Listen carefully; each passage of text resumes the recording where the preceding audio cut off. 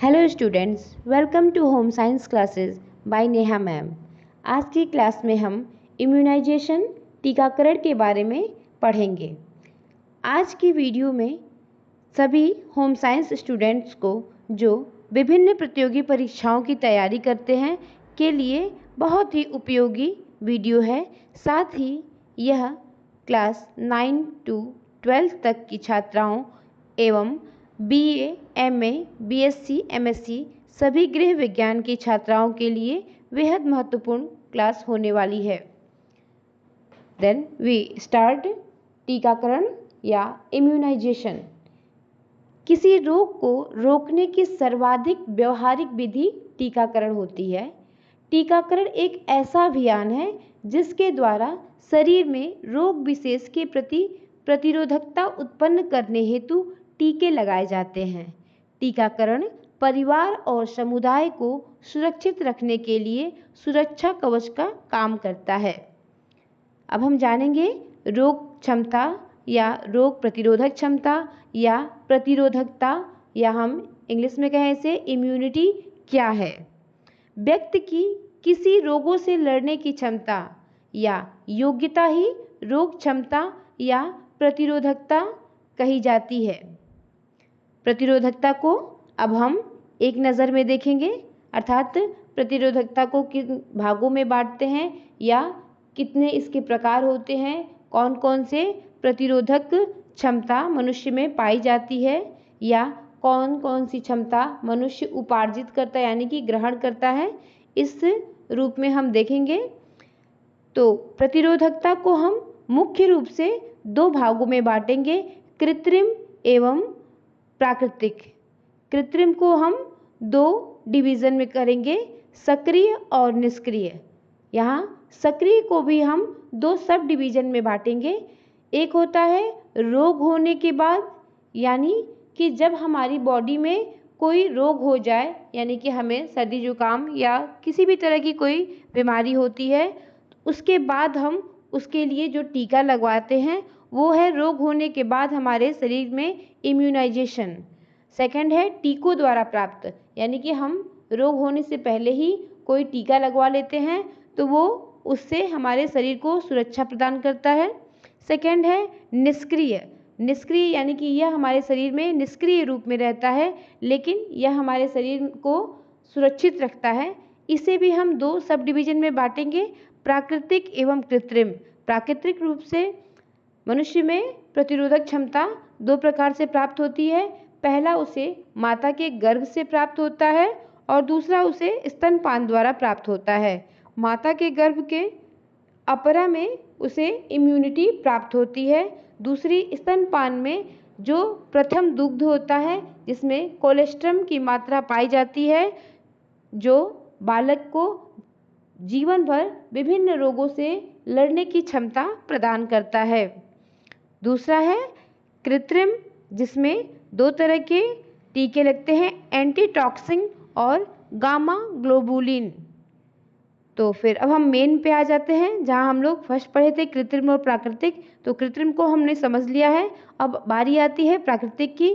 तो प्राकृतिक रूप से मनुष्य में दो प्रकार की प्रतिरोधक क्षमता पाई जाती है। एक होती है उसकी व्यक्तिगत, मतलब कि वह अपने पर्सनल जीवन में अपने आहार को इस तरह व्यवस्थित करके या अपनी जीवन शैली को इस तरह से व्यवस्थित करता है ताकि वह विभिन्न बीमारियों से बचा रहता है। और दूसरा होता है जातिगत, अर्थात विशेष जातियों में विभिन्न प्रकार की रोगों से लड़ने की क्षमता पाई जाती है। जैसे अगर कोई शहर का है तो उसे बहुत जल्दी कोई भी संक्रामक बीमारी हो जाती है, और ग्रामीण जनता के अंदर विभिन्न रोगों से लड़ने की प्राकृतिक क्षमता अधिक पाई जाती है, जिसका हमने कोरोना में उदाहरण देखा था। गाँव के लोगों को कोरोना कम प्रभावित कर रहा था और शहरों में लोगों को इससे ज़्यादा दुष्प्रभाव देखे गए थे। नेक्स्ट हम देखेंगे टीकाकरण या प्रतिरक्षीकरण के कार्यक्रम, यानी कि टीकाकरण के कार्यक्रम कौन कौन से होते हैं या हमारे देश में किस तरह के कार्यक्रम चलाए जा रहे हैं। तो पहले हम टीकाकरण को जानेंगे कि टीकाकरण के क्या महत्व हैं। आज के शिशु या बालक के कंधों पर ही देश का भविष्य है, अतः इन्हें हम 6 जानलेवा बीमारियों से बचाए रखने हेतु इनका टीकाकरण करा के अपने शिशु को टिटनेस, क्षय रोग, डिप्थीरिया, काली खांसी, पोलियो और खसरा नामक बीमारियों से बचाते हैं। विश्व स्वास्थ्य संगठन ने मई 1974 में विश्वव्यापक अर्थात पूरे विश्व में फैली हुई विस्तृत टीकाकरण कार्यक्रम की सूची बनाई, जिसका मुख्य उद्देश्य था बच्चों को 6 जानलेवा बीमारियों से बचाना।